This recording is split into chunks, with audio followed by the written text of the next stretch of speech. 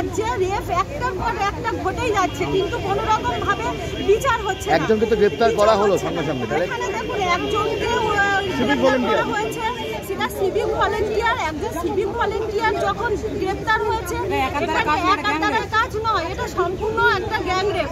একজনের ওই রোগা মতো একজনের পক্ষে এরকম রেপ করে তাকে মার্ডার করে খুন করা এটা অসম্ভব। এর পিছনে আরো আছে, কারণ আমরা সাধারণ মানুষ যখন আরজিকর হসপিটাল বলো, এনআরএস বলো, আমরা যেখানেই যাই প্রথমে আমাদের মেন গেটে একটা কার্ড দেখাতে হয়, তারপরে আবার দ্বিতীয় স্তরে উঠতে গেলে আর কার্ড দেখাতে হয়। অনেক প্রশ্নের মুখোমুখি হতে হয় আমাদের পেশেন্টদেরকে দেখার জন্য। কিন্তু একজন পুলিশ কর্মী সে যখন এত রাতে হসপিটালে উঠছে, সেই রুমে যাচ্ছে, তখন কি কোনো সিকিউরিটি সেখানে ছিল না? হসপিটালের সুপার ছিল না? সিকিউরিটি এখন দুজন সিকিউরিটি গার্ডকে সাসপেন্ড করেছে হাসপাতাল। সাসপেন্ড করে কি হবে? মমতার পুলিশ এখন ব্যর্থ হয়ে গেছে বলে কোনো লাভ নেই। জাস্ট যে এটা সাসপেন্ড করেছে, আমাদের রাজ্যে কোনো ঘটনা ঘটবে তারপরে ডিসিশন নেওয়া হবে। সিসিটিভি লাগানো হচ্ছে। সিসিটিভি আগে কথা ছিল, সিসিটিভি আগে কথা কেন লাগাইনি? এখন জাস্ট ব্রেন ওয়াশ করার জন্য।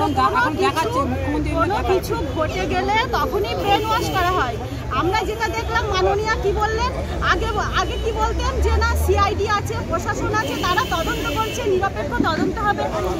এবার উনি স্বীকার করেছেন যে সিআইডি পারবে না, আমাদের সিআইডি ব্যর্থ, এখানে সিবিআই তদন্ত হোক। তার মানে উনি বলেই দিয়েছেন যে সিআইডি এখানে ব্যর্থ। আপনারা কি মনে করছেন যে বাড়ি যাবে না? আমরা চাইবো যে আড়াল করার চেষ্টা করা হচ্ছে কি? অবশ্যই আড়াল করার চেষ্টা করা হচ্ছে, কারণ যে প্রিন্সিপাল ছিল একবার না, ওনাকে অনেকবার কিন্তু ট্রান্সফার করা হয়েছিল। উনি প্রিন্সিপাল বলেছে, প্রথম বলেছে আবার এসে এই হসপিটালে আবার এসে কেন আনা হয়েছে বারবার সেই প্রিন্সিপালকে? সুপার কি করছিল এখানে? সুপার, প্রিন্সিপাল, স্বাস্থ্যমন্ত্রী সব জড়িত আছে। তার স্বাস্থ্যমন্ত্রীর পদত্যাগ করা উচিত, প্রিন্সিপালকে হসপিটাল থেকে দাঁড়ানো উচিত। বারবার তাকে ট্রান্সফার করা হয়েছে, বারবার তাকে কেন ফিরিয়ে এনেছে মমতা ব্যানার্জি?